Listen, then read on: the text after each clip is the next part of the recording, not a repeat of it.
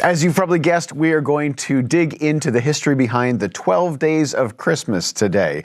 Now, before we continue this video, you need to pause and see if you can remember all 12 verses. Don't check any sources, don't Google the lyrics. Can you come up with all 12?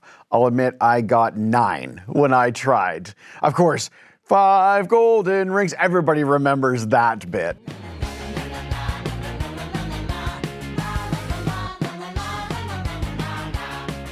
Good morning, my name is Greg Simpson. I'm a minister in the United Church of Canada, and in this series we have been exploring some of the traditions and rituals and beloved songs that go along with the Advent and Christmas season. And I've always kind of thought that 12 Days of Christmas was a secular song. It had nothing particularly to do with the church side of things because it's about giving gifts. It's just naming off all these gifts. But when I started to dig into this, I learned a couple of things. One, you would think there would just be clear answers. Here's what it means. But it's old enough that nobody particularly agrees. There are 2 or 3 different theories, ideas, speculations of what the history of this song might mean. And many of you know that I love it when we get more questions than we do answers. But the connection to church isn't just in the lyrics, it might actually be in the number 12 as well. So let's look at that first. We have the 12 days of Christmas. And so if you think of the 25th of December as Christmas Day, you just count back 12 days and that's the beginning of it, right?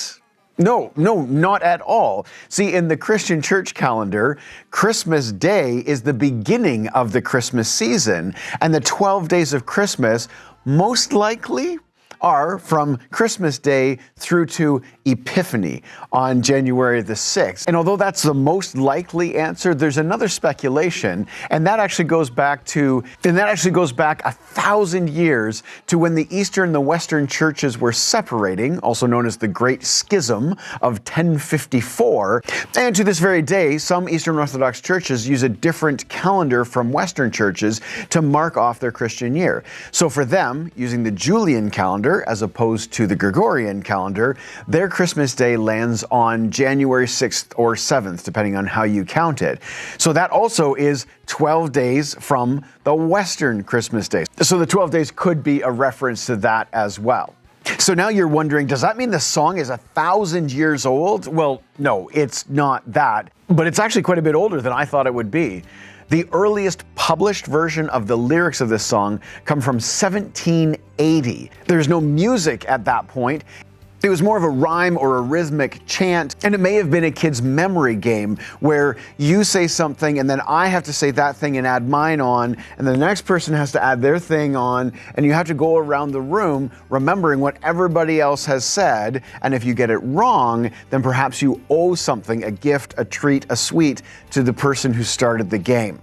But that's only one possible meaning for the lyrics, and another speculation which caught me totally off guard is actually deeply rooted in church history.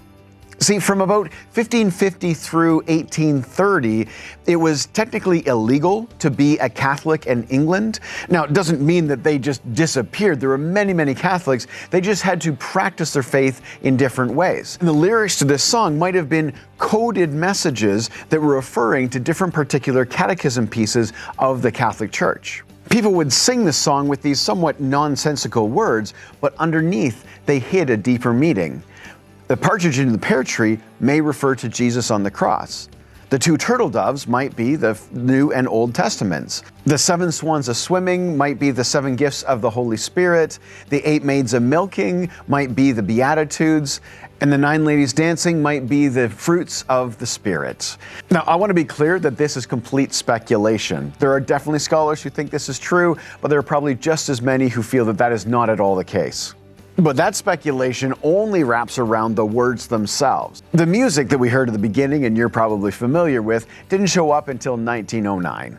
And from what I can tell, from then on, it was really just treated as a whimsical, silly tale about these gifts. And it has had deep impacts in our culture. Many of you know the song. Many of you can sing it right off the top of your head. Many of you roll your eyes as soon as the song starts because you know that it takes about 8 hours to get through all of it, and somebody's just going to lose interest before you're done. It has shown up in movies and television series. I have even seen a series of fictional letters that somebody wrote back to their true love, getting very, very upset about all of the birds and animals and humans that kept showing up at their door day after day because of these gifts. And what I realized while I was digging through this is, like so many of the rest of our traditions and our rituals, everybody treats them differently. And when we open ourselves to look at the diversity and look at all the different ways that these traditions have meaning to other people, that's where the beauty lies. And so perhaps the gift that each one of us can send to our true love and to pretty much anybody else is the gift of an open mind, the gift of appreciation for how these different traditions land differently for different people, and a partridge in a pear tree. If you've missed any previous videos, I invite you to click right there, or you can click up here and subscribe. I love you all. I'll see you in the next video. Bye for now.